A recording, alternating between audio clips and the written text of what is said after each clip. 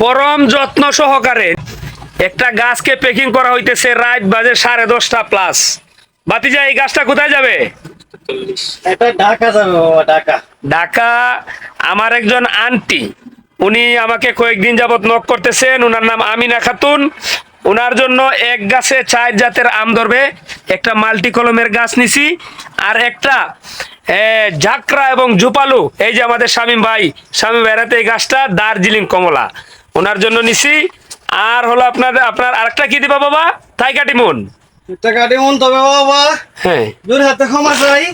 Multi কাপ্টিকের গাছ কেউ যদি কোনো জায়গায় নিতে চায় আমাকে বললেন না, এই প্যাকেটিংটা করতে বাবা 3টা ঘন্টা সময় লাগছে, 3টা ঘন্টা। শুধু আমার এই আন্টি, উনি হাজি মানুষ, কতগুলো উনি গাছ দিছি দেখেন। উনি আমাকে অনেক অনুরোধ করার পর আমি এই গাছটা তোমার হাতে এই কষ্টটা করাইতেছি বাবা, মনে কিছু নিও না। উনি অনেক দোয়া করবেন তোমার জন্য। এটাই চাই রে বাবা। মানুষের দোয়ায় বরকত হয়।